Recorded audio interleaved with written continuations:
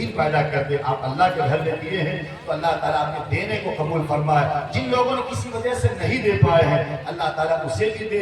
مسجد تو بنی رہتی ہے, مسجد تو قیامت تک اس کی ضروریات رہتی ہے. یہ نہ سوچئے گا کہ آج اسکینر میں نے دے دیا تب چھٹی ہو گئی. نہیں, میں ماسٹر حضرات سے خاص کر کے کہتا ہوں کہ آپ بڑے, آپ کا بڑا مقام ہے جس میں ٹر لگ جاتا ہے, بڑا مقام ہوتا ہے کلکٹر. تو پورے شہر کو چاہے تو ڈبا دے یا ابھار دے. کلکٹر چل گیا روڈ پر تو پورے پھاوڑا چلا دیتا.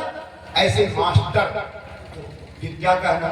میں سمجھتا ہوں کہ سجاد نگر کے گڑوارہ کے ماسٹر حضرات خاص کر کے اگر 70, 80, 90 بھی ہیں, اگر 1,000 روپیہ اگر ماسٹر نے دیا تو 90 ماسٹر نے 1,000 دیا تو کتنا ہوا؟ 90. اچھا, آپ کو لگتا ہے کہ سب ماسٹر حضرات دے دیں گے یا پھر گٹی دے دیں, بالو دے دیں, پوچھیں کیا چیز وہ اپنے نظر کے سامنے میں اتار دیجیے. اور ایک بات یہاں پر کہوں گا صدر سیکریٹری حضرات سے بھی, وہ کوئی یہ نہ کہیں. ابھی میں آپ کو بتاتا ہوں, میرے سسرال میں چکمکہ میں 7 مہینہ پہلے ایک بالو گرا کے کسی نے چلا گیا. اب سیکریٹری صاحب اس لیے اس بالو کو نہیں لگا رہے ہیں, وہ پتہ لگا رہے ہیں کہ بالو آیا کہاں سے. تو جس نے دیا اس نے اگلے آدمی کو کہہ دیا کہ اللہ کے بندے میرا نام ظاہر نہیں کیجیے گا, اتنا کہہ دیجیے گا کسی اللہ کے بندے نے دیا, کسی صاحب ایمان نے دیا. اس نے میسج بھی کر دیا, سیکریٹری صاحب فلاں آدمی کا نام نہیں بتا سکتا ہوں لیکن اس نے مجھے گواہ بنایا ہے, میرے سامنے بھی یہ بالو اترا, اس کو مسجد لگا. کہا نہیں, اس کا نام بتاؤ تبھی یہ بالو لگے گا. یہ دماغ کی بھی خرابی ہے کبھی کبھی. تو میں ان حضرات کو بھی کہنا چاہتا ہوں, یہ دیکھیے برکت نظام الدین کو دیکھیے, کہاں سے چاول, کہاں سے دال, کہاں سے گوشت, کہاں سے پلاؤ آ رہا, چل رہا, کھا رہا, پی رہا, ساری دنیا دیکھ رہی. جو میڈیا چلا چلا کر کہہ رہی تھی وہی میڈیا آپ نے دیکھا نہیں. عامر متقی آیا, پوری دنیا کہہ دیا کہ دیوبند آتنکوادی کا اڈا ہے اور افغانستان کے بچے پڑھتے ہیں, فلاں ڈھیکا اس کو بند کر دیا جائے. آج بھی چند چنگلے قسم کے M P M L A کو اس طریقے سے جملہ لگا کر دارالعلوم دیوبند کو بند کر دیا جائے. اسے معلوم ہی نہیں ہے کہ تم ایم پی بنے ہو تو دارالعلوم دیوبند کا دین ہے, تم بدھایک بنے ہو تو دارالعلوم دیوبند کا دین ہے. دارالعلوم کے فرزند اور ان میں پڑھنے والے بچوں نے اپنے سر پر کفن باندھ کر کے انگریزوں کو بھگایا تھا. یہ ہماری تاریخ پڑھو. اور اتنا ہی نہیں بلکہ دلی کے چاندنی چوک سے لے کر خیبر پشاور پاکستان تک سڑک کے دونوں کنارے پر درخت پر علماء کی گردنیں لٹکائی گئی تھی. 51 ہزار علماء کو پھانسی دیا گیا. یہ ہے تاریخ. اٹھاؤ اور جاؤ کرایہ لگا کر کے دلی کے سرزمین پر اور انڈیا گیٹ پر دیکھو کہ کن کے نام موجود ہیں. آسانی سے کہہ دیتے ہیں. آپ کو نہیں معلوم ہے, ایک بچے کے 2 عورت میں دعوے دار بن گئے. ایک کہہ رہی میرا بچہ, ایک کہہ رہی کہ میرا بچہ. قاضی کے پاس گیا, قاضی خالد سیف اللہ نے کہا کہ یہ بچہ کسی کا نہیں, آدھا اس کو دے دو کاٹ کر کے, آدھا اس کو دے دو. جس کا بچہ تھا, کہ قاضی صاحب بڑے تیز ہیں, ان کو پتہ لگانا تھا. کہا کہ ایک خاتون کھڑی ہوتی کہتی کہ مولوی صاحب یہ بچہ کس کا ہے, نہیں چھوڑیے, اسی کو دے دیجیے, یہ دعوے دار ہے, اسی کو دے دیجیے. قاضی صاحب نے کہا کہ اس کو نہیں دیا جائے گا, یہ بچہ تم کو دیا جائے گا. کیوں؟ اس لیے کہ تم اپنی نظروں کے سامنے نہیں چاہتی ہو کہ میرے لال کو 2 ٹکڑے کیے جائیں, کیونکہ تم نے دل تک دشواری اٹھائی. تو ہم جانتے ہیں کہ بھارت کو آزاد کرانے میں کتنی بڑی قربانیاں ہمارے بزرگوں نے دی ہیں, ہمارے علماء نے دی ہیں. پتا پتا, بوٹا بوٹا, حال ہمارا جانے ہے, جانے نہ جانے, بھول نہ جانے, باپ کو سارا جانے ہے.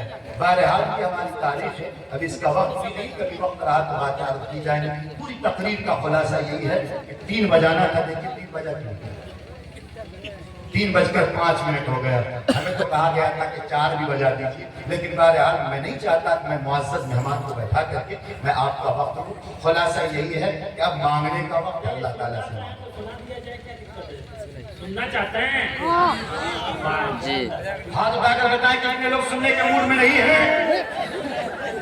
اللہ پاک ہم سبوں کو عمل کی توفیق عطا فرمائے. بس درود شریف پڑھنے سے دعا ہو جائے گی.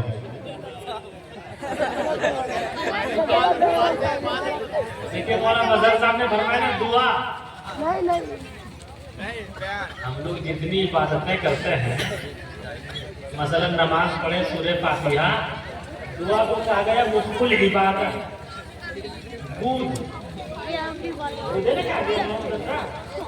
کتنی قیمتی بات بتا رہے تھے. حالات پہ اور اصلاح معاشرہ پہ مولانا مظہر صاحب جو بولتے ہیں اس کا کوئی جواب نہیں. اللہ نے آپ لوگوں کو ایک گفٹ دیا ہے، آپ حضرات قدر کیجیے اور گاہے بگاہے جاتے آتے کبھی لائیے کبھی لے جائیے، ان سے دعائیں لیجیے۔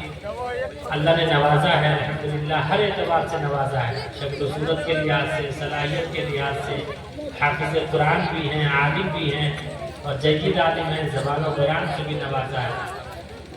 تو دعا کو کہا گیا الدعاء مخ العبادہ، دعا کو مغز کہا گیا۔ تو صرف یہی دعا نہیں ہے جو ہم بات کر رہے ہیں، یہ جو مسنون دعائیں ہیں، مسنون دعاؤں کا خاص اہتمام کہتے ہیں۔ مدرسے میں جو چھوٹے چھوٹے بچوں کو یاد کروائی جاتی ہے دعائیں، جیسے مولانا مظہر صاحب کا مدرسہ چلتا ہے، مکتب کا نظام چلتا ہے یا یہاں چلتا ہے، تو یہاں کے اساتذہ یا جتنے بھی علماء صلحاء ہیں دین کی خدمت، دین کے فرائض انجام دے رہے ہیں، تو سب کے سب مسنون دعائیں بچوں کو یاد کرا۔ بہت غور سے سنیے گا، جو لوگ کھڑے ہیں وہ سمجھ نہیں پائیں گے۔ ایٹ لاسٹ میں آخری بات دعا کی بات آ گئی، مولانا مظہر صاحب نے فرما دیا۔ ابو داؤد شریف کی حدیث ہے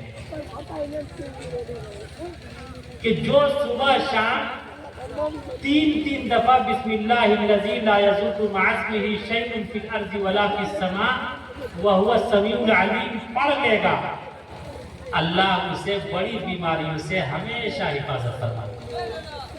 ایک صحابی رسول کو لقوہ مار دیا، تو آپ علیہ الصلوۃ والسلام کی خدمت میں، آپ علیہ السلام کی بارگاہ میں بات پہنچی کہ یا رسول اللہ فلاں صحابی کو فالج کا اثر ہو گیا، لقوہ مار دیا۔ آپ علیہ الصلوۃ والسلام نے فرمایا کہ آج مغرب کے بعد اس نے دعا نہیں پڑھی، بسم اللہ الذی لا یضر مع اسمہ شیء فی الارض ولا فی السماء وہو السمیع العلیم۔ ابو داؤد شریف کی حدیث ہے۔ اور یہی نہیں، عمر بن خطاب نے ایک جنگ میں دیکھا ایک جاسوس کو، اس جاسوس کو پکڑا، اس کی تلاشی لی گئی، تو اس کی جیب میں دیکھا ایک شیشی ملی۔ کہا یہ جنگ کا میدان ہے، یہاں تیر و تلوار کی ضرورت ہے، گھوڑے کی ضرورت ہے، تیری جیب میں یہ شیشی مل رہی ہے، شیشی کی کیا ضرورت ہے؟ کہا کہ دراصل میں نے یہ سوچا تھا کہ جس دریا سے، جس سمندر سے مسلمان پانی پئیں گے، میں یہ زہر کی شیشی پورا اسی سمندر میں اڑیل دوں گا، جتنے مسلمان پانی پئیں گے وہ سب دم توڑ دیں گے۔ عمر بن خطاب نے کہا تیرا یقین ہے کہ خدا تیرا یقین ہے کہ یہ زہر مارتا ہے، میرا یقین ہے کہ اگر خدا نہ مارے تو دنیا کی کوئی طاقت مار نہیں سکتی۔ عمر بن خطاب نے یہ دعا پڑھی، بسم اللہ الذی لا یضر مع اسمہ شیء فی الارض ولا فی السماء وہو السمیع العلیم۔ اس کے بعد زہر کی شیشی کا وہ ڈھکن کھولا، اپنے منہ میں پورا کا پورا وہ زہر کی شیشی اڑیل لی۔ وہ سوچا کہ اب یہ تڑپے گا، مرغ بسمل کی طرح اچھلے گا، ماہی بیات کی طرح کودے گا، لیکن عمر بن خطاب نے فرمایا کہ یاد رکھ تیرا یقین ہے کہ زہر مارتا ہے، دنیا مارتی ہے، میرا یقین ہے جسے اللہ رکھے اسے کون چکے۔ یہ ہے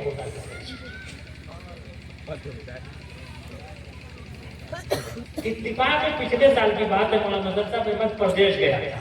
یہ اس لیے کہ ہمارے مرد عورت بلکہ ہم کبھی کبھی چیک کرتے ہیں، اگر آ جاتے ہیں ہمارے علماء حضرات بات کرام کی، تو ان کے ساتھ یہ ایشو ہوتا ہے، اس لیے اس کی طرف دھیان دلانا چاہتا ہوں۔ میں مدھیہ پردیش گیا تھا پروگرام میں، ایک حاجی انیس صاحب ان کے گھر پہ ٹھہرا ہوا تھا۔ جب پروگرام کر کے جیسے کہ حاجی قطب الدین صاحب ابھی ایک ان کے گھر پہ ٹھہرے ہوئے ہیں، اب جب بیان سے فارغ ہو کے پہنچے تو ان کی 18-19 سال کی بیٹی تھی، اس پہ خبیث سوار تھا، اور اس موقع سے بہت سے مولوی بھی ہوتے ہیں، پنڈت بھی ہوتے ہیں، وہ ہندو مسلم کا مہا سمیلن تھا، ساتھ پڑھ کے دم کر رہے ہیں لیکن کوئی اثر نہیں۔ इत्तिफाक में मेरी नजर पड़ी उस बच्ची पे, तो वो खबीस कहता है कि हजरत मैं जाता हूं, मुझे माफ कर दीजिए। मैंने उससे कहा कि भाई यहीं बैठो, उसे मैंने कुर्सी पे बैठाया, ज्यादा नहीं वही बीमार रही तो इस था, तो हाँ तो ये पढ़ के मैंने बांध दिया। उसके बाद मैंने उससे पूछा कि तुम क्यों परेशान करते हो? मैंने कहा तुम इसको क्यों परेशान कर रहे हो? कहा कि हजरत इसके घर में सब हाजी नमाजी है, ये देखिए उसका जुमला शैतान और खबीस वो कभी कभी सच बात बोलने में मजबूर हो जाता है। उसने कहा कि हजरत आप मुझे जलाइएगा मत, मैं जानता हूं कि आप तहज्जुद के वक्त खबीस को भी पढ़ाते हैं, शैतान को भी पढ़ाते हैं, बहुत से आपके हाथ में ईमान भी लाए, लेकिन हजरत आप मुझे जलाइएगा मत। मैंने कहा तुम रीजन बताओ, तुम इसको परेशान क्यों करते हो? कहा हजरत इसके घर में सब हाजी नमाजी है, लेकिन पूछिए कोई भी बैतुल खला जाता है, वॉशरूम जाता है, दुआ पढ़ के जाता है। मैं इसके वॉशरूम से इस पे सवार हुआ। कहा कि अगर कोई दुआ पढ़ के जाता है तो मैं अंधा हो जाता हूँ, ये शैतान कह रहा है, खबीस कह रहा है कि अगर कोई दुआ पढ़ के जाता है मैं अंधा हो जाता हूँ, अगर दुआ पढ़ के नहीं जाता मैं उस पर उसी तरह बैठ जाता हूँ जिस तरह से मधुमक्खी छत्ते के ऊपर बैठ। आप बताएं, हम और आप बैतुल खला जाते हैं, आप अलैहिस्सलाम ने फरमाया चौक चौराहा, गुस्ल खाना, बाथरूम, वॉशरूम, ये सब शैतान का घर है, शैतान का अड्डा है। आज हम और आपको दुआ तो याद है लेकिन जाते पढ़ते नहीं। खाना खा रहे हैं, खाना खाते हुए बिस्मिल्लाह नहीं पढ़ते। मसनून दुआओं के एहतमाम की वजह से अल्लाह बड़ी से बड़ी बीमारियों से अल्लाह हिफाजत फरमाता है। तो इन मसनून दुआओं का एहतमाम क्या कीजिए, खासतौर से हमारी माएँ बहनें, उनके साथ जिन्नाती इशू ज्यादा होता है, वो इस दुआ का एहतमाम बहुत ज्यादा करें, खासतौर से मखसूस अय्याम में। अल्लाहुम्मा इन्नी अऊज़ु बिका मिनल खुबुसी वल खबाइस। और आजकल हर गांव घर में, हमारे समाज में डाइन जोगन बहुत है, इसलिए हर मुसलमान को चाहिए, एक आम मुसलमान को चाहिए कम से कम सुबह शाम आयतुल कुर्सी, कुल औज़ु बिरब्बिल फलक, कुल औज़ु बिरब्बिन नास सुबह शाम पढ़ा करें, तो अल्लाह रब्बुल इज्जत उसे जादू, जिन्नात, नजरेबद, अल्लाह बला से अल्लाह उसकी हिफाजत फरमाएगा। जितने हमारे उलमा हज़रात हैं जमात के साथी हैं, हजरत मौलाना ज़करिया अलैहिस्सलाम की है वो मस्जिद, सातों मस्जिद में से कुछ मखसूस आयतें हैं, मुश्किल से 3-4 मिनट लगेगा पढ़ने में। मैंने जितने अमाल किए, जितनी रियाजतें की, जितना संघर्ष किया, मंजिल से ज्यादा ताकतवर अमल कुछ नहीं है। मंजिल में बहुत ताकत है, वो बेसिक मोहम्मद रसूलुल्लाह सल्लल्लाहु अलैहि वसल्लम का तरबियत याफ्ता मौजूद है। वो अगर जो भी मंजिल पढ़ेगा सुबह शाम और पानी पे दम करके पिएगा और तेल पे दम करके लगा लिया करेगा, गाहे बगाहे, और पानी पी लिया करेगा, अल्लाह उससे बड़ी से बड़ी परेशानी से अल्लाह उसकी हिफाजत करेगा, रिज़्क़ की तंगी दूर फरमा देगा।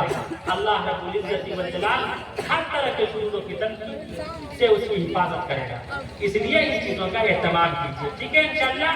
तो ये मसनून दुआएं, ये जो दुआएं कर रहे हैं, नमाज के बाद भी जो दुआ करते हैं, इतनी लंबी नमाज पढ़ते हैं लेकिन दुआ 2 मिनट की नहीं कर सकते। दुआ क्या कीजिए, ठीक है। दुआ को कहा गया वक्त, जैसे रुकू किया वो है छिलका, सूरह फातिहा छिलका, सूरह बिलाए छिलका, सुभान रब्बियल अज़ीम, सुभान रब्बियल आला छिलका, तशहुद छिलका, तशहुद छिलका, दुआ मासूरा छिलका, दोनों तरफ सलाम ये छिलका। अब मुद्दा क्या है?